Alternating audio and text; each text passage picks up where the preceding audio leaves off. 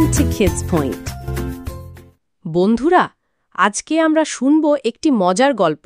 গল্পের নাম টুনটুনি আর রাজার কথা। অনেক অনেক দিন আগের কথা। এক রাজ্যের রাজপ্রাসাদের বাগানের এক কোণে একটি গাছে বাস করত এক ছোট্ট টুনটুনি পাখি। দেখতে সে খুব সুন্দর। ঠোঁটটা ছিল লালচে, পাখার পালক চকচক করত রোদে, আর তার গলার সুর ছিল টুনটুনির মতো মিষ্টি। সেই জন্যই তার নাম হয়ে গেল টুনটুনি। প্রতিদিন ভোরে প্রাসাদের আঙ্গিনায় গাছে বসে বসে সে গান ধরত। রাজামশাই কখনো তার গান শুনে খুশি হতেন, আবার কখনো বিরক্তও হতেন। কিন্তু টুনটুনি ছিল নিশ্চিন্ত। সে ভোর হতে না হতেই যেমন খুশি তেমনই গান গাইতে শুরু করে দিত।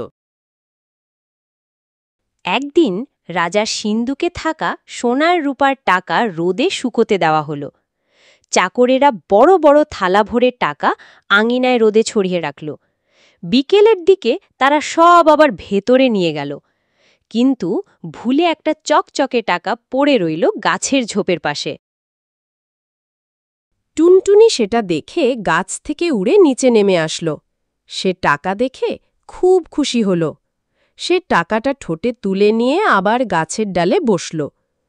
টাকাটা দেখে সে বলল, আহা, কি সুন্দর ঝকমক করছে।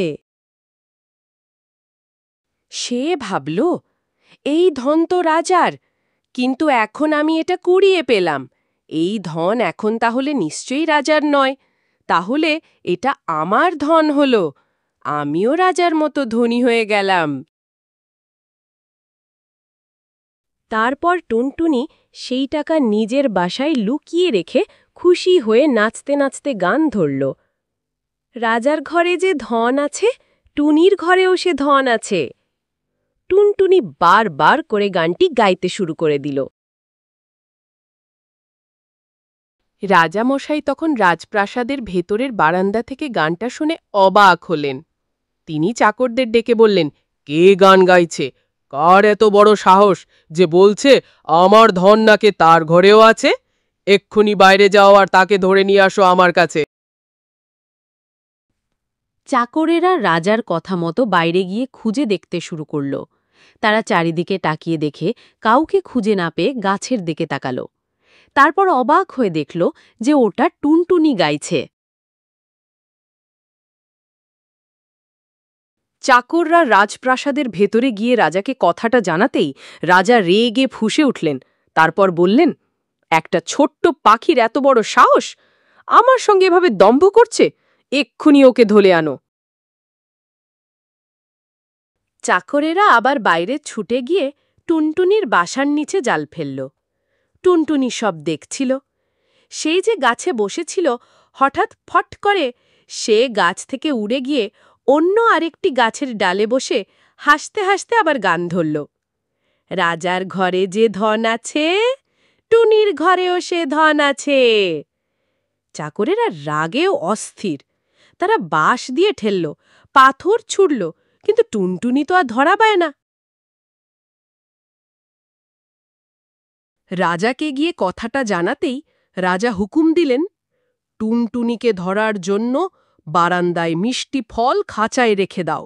ও খেতে আসলেই খাঁচা বন্ধ করে দিও, তারপর ধরে আমার কাছে নিয়ে আসবে।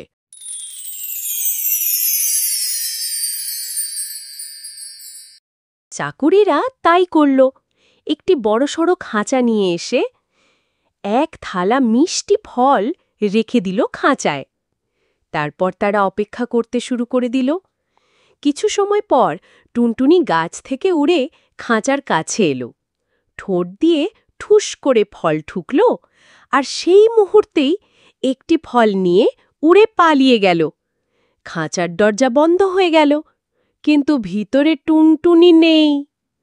দূরে বসে আবার গাইতে লাগল, রাজার ঘরে যে ধন আছে, টুনির ঘরেও সে ধন আছে।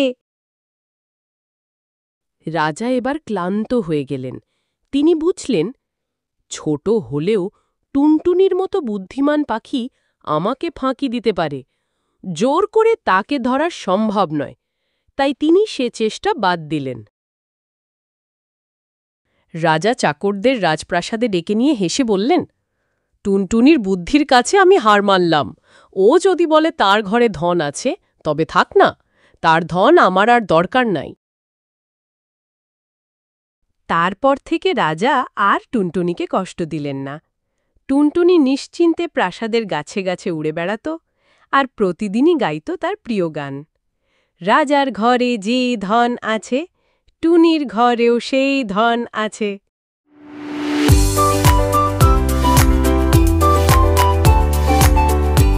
বন্ধুরা, এই গল্প থেকে শিক্ষা পেলাম, লোভ বা দম্ভ করলে শেষ পর্যন্ত হাস্যাস্পদ হতে হয়, আর ছোট হলেও বুদ্ধি ও সাহস থাকলে বড়কেও হার মানানো যায়।